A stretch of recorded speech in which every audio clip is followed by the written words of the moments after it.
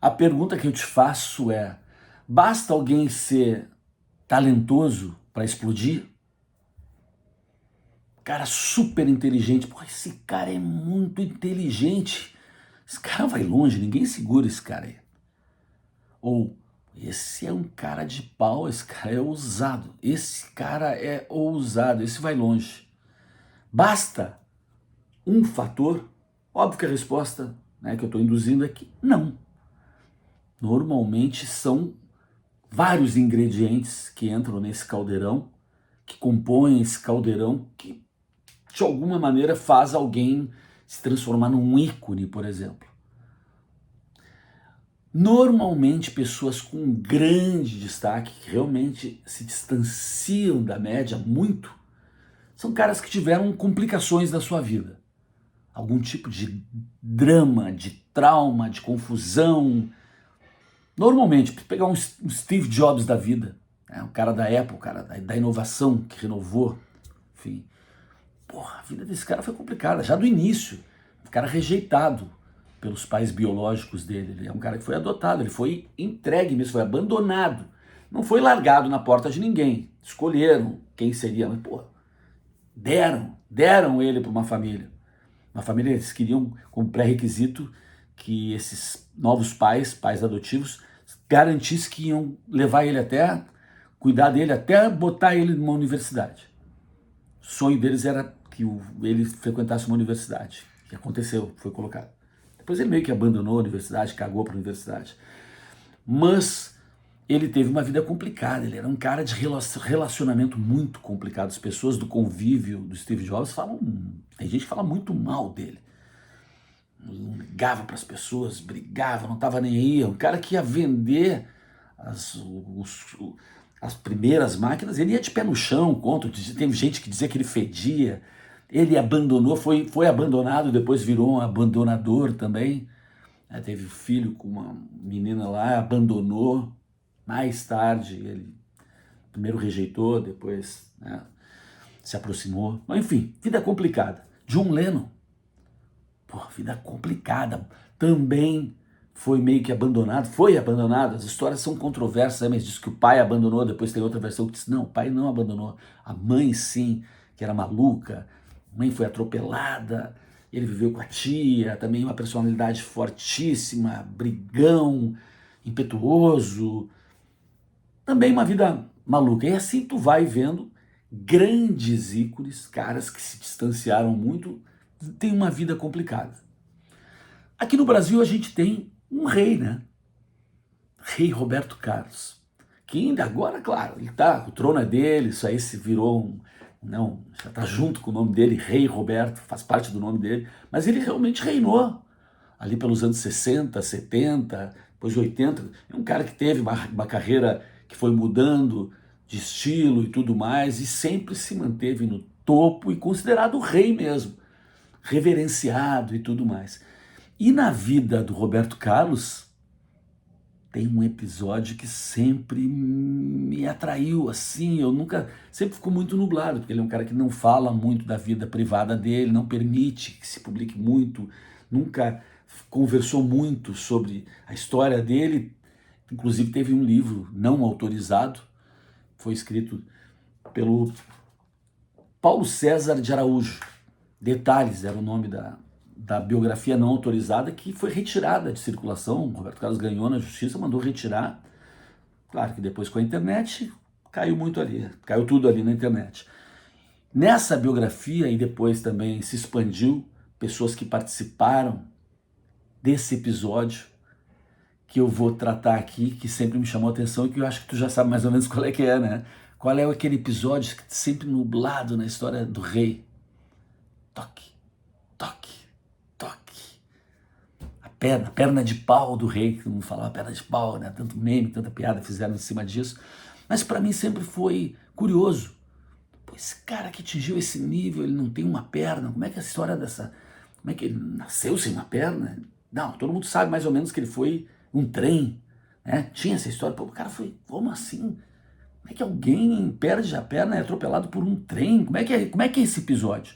E eu resolvi clarear isso para mim, achei interessante e estou trazendo aqui. Isso aconteceu lá na cidade natal dele, Cachoeira do Itapemirim, que fica no Espírito Santo, pertinho do Rio.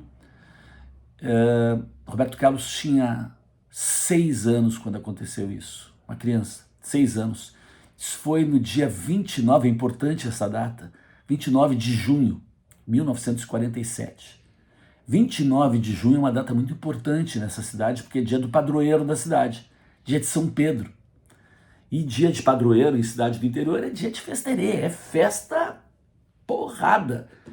Banda tocando, desfile, as escolas desfilam, balão, fogos de artifício, discurso de político, aquela zoeira, e a criançada adora isso, né? A cidade está em festa. Roberto Carlos não era diferente. Tava maluquinho pela festa, inclusive é o dia que a mãe coloca roupa nova nas crianças, ele tava de sapato novo. 9h30 da manhã, mais ou menos, saiu já de casa, na porta de casa já encontrou a Fifinha, Eunice Solino, Fifinha, grande amiga dele, né? Iam juntos para a escola e tudo. Bora, vamos lá para baixo, lá, a festa é lá, perto da casa deles, descendo a rua, né, num largo que tinha lá. E já estava o climaço de festa, tudo isso que eu falei, coreto e tudo mais, escolas desfilando. E eles estão assistindo o desfile está rolando aqui a rua, a calçada. Estão de costas aqui atrás deles dois, o que tem? Trilho, né, do trem. Esse trilho, essa ferrovia que cruza toda Cachoeiro do Itapemirim, né, onde passa ali os trens de carga, levando ferro, né? E o trem vem vindo lá longe, numa curvinha, fazendo a curva, devagar. O trem vem vindo devagar, eles estão aqui na zoeira, barulheira, escola desfilando, bandinha tocando, o trem vindo devagar lá, trilho atrás deles, na frente a festa, uma professora lá, vê aqueles dois muito próximos do trilho do trem. Olha mais longe e vê o trem fazendo a curva lá. Isso vai dar merda. Grita para eles. Saiam daí! Não era a professora deles. Ela não era conhecida deles. Mas era uma das professoras que estava ali. Grita, eles não ouvem. O trem está se aproximando devagar. Quem era o maquinista era o seu Walter Sabino. Seu Walter que vinha vindo lá, festa aqui, professora começando a ficar desesperada aqui, estão muito perto, gritando, e ela vem. E o trem vem, e ela vem, o trem vem. Quando chega, ela dá um berro e puxa a Fifinha pelo braço. Dá um berro, puxa ela, puxa a guria. A guria, inclusive, cai na calçada. Aí o Zunga, que era o apelido do Roberto Carlos nessa época, o Zunga tomou um cagaço. Se virou, tomou um cagaço, que essa pessoa... Imediatamente ele dá um passo atrás. Tropeça no trilho do trem. Cai no trilho. Seu Walter já chegando. Professor desesperado. Não, para. Tentou se jogar meio que na frente para ele parar. E o trem vem freando. Já vinha devagar. No limpa-trilho, o Roberto Carlos ainda tem a presença de espírito de segurar no limpa-trilho aqui, que é na frente do trem, né? O limpa-trilho. Mas o corpo dele meio que fica embaixo. E a perna dele, na altura da canela, fica embaixo da roda de ferro do trem. Entre as duas rodas, fica ali, esmagado. O trem para. E aí toda aquela multidão se vira para ver o que aconteceu, e aí aquela confusão, aquela gritaria, o guri embaixo do trem, o trem parado, ninguém preso lá embaixo. Já vem imediatamente os caras tentando levantar o trem, ninguém consegue, alguém chama, traz um macaco hidráulico, lá sei o que, não, tipo, para levantar o trem, chama a ambulância. Pouca gente tinha carro nessa época ali. E aí vem um cara, que é o Renato Espíndola e Castro, cara que trabalhava no Banco de Crédito Real, tinha carro, chega com seu terno de linho branco, sai no meio da multidão e diz, não vai dar para esperar o trem. Tira o casaco dele, né? Paletó, tira e faz um torniquete, porque ele estava sangrando muito. Faz um torniquete para estancar o sangue. Aí Roberto Carlos, ele lembra disso, ele vê aquele terno de linho branco, completamente encharcado de sangue, e aí isso é retratado numa música, né? O Divã. Ele relata isso no Divã. Relembro bem a festa, o apito e na multidão um grito, o sangue no linho branco. É esse momento aí que ele fala disso. Conseguem tirar ele debaixo do trem e esse cara mesmo leva ele, põe no carro, leva para o médico. O médico também tem uma participação muito importante. O médico conta, inclusive, que foi dilacerado a inervação, né, dali do local. Os nervos de sensibilidade foram dilacerados. O Roberto Carlos não estava sentindo dor. Ele conta o médico que ele não estava tendo noção da seriedade do que aconteceu, que ele disse assim, doutor, porra, vê se não suja meu sapato, que o sapato é novo. Ele conta isso aí. O nome do doutor é Romildo Gonçalves. Doutor Romildo Gonçalves, que, por coincidência, vinha naquela época estudando amputações. E contam que ele foi ousado, porque normalmente esse tipo de amputação o pessoal faz no joelho, do joelho para baixo. Pega o joelho e ele não. Ele meteu ali um número de... fez no terço abaixo do joelho, ele preservou a articulação. Isso foi muito importante, ele preservou a articulação. Enfim, foi feita a cirurgia, o pai do Roberto Carlos queria matar o seu Walter, maquinista, mas pô, não tinha culpa, né?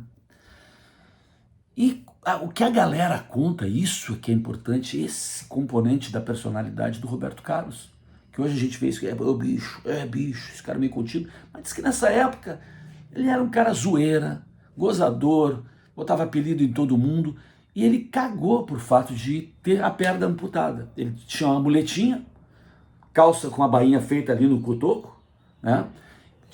Ele só foi ganhar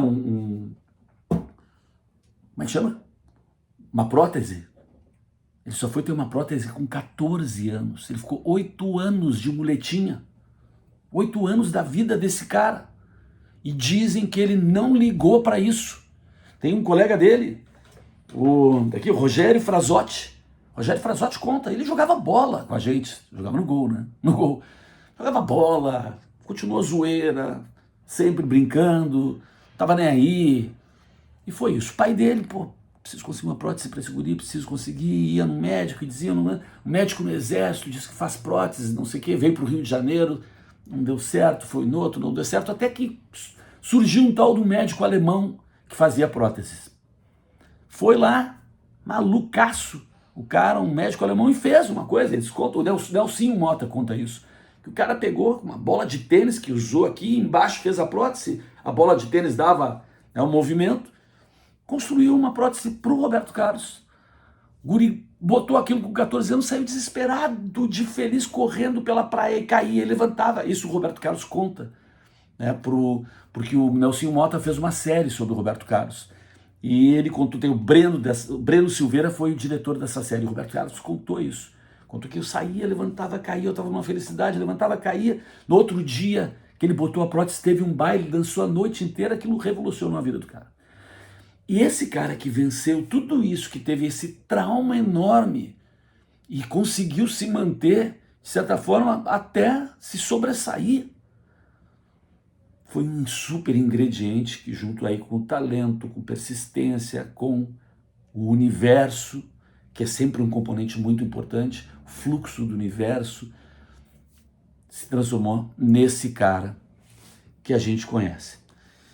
Então, essa é, em detalhes, a história da perna amputada do Roberto Carlos, nosso rei. Tem uma outra música, além do Divã, que se chama Traumas, que ele também faz referência a esse momento, que é: falou dos anjos que eu conheci no delírio da febre que ardia, do meu pequeno corpo que sofria sem nada entender.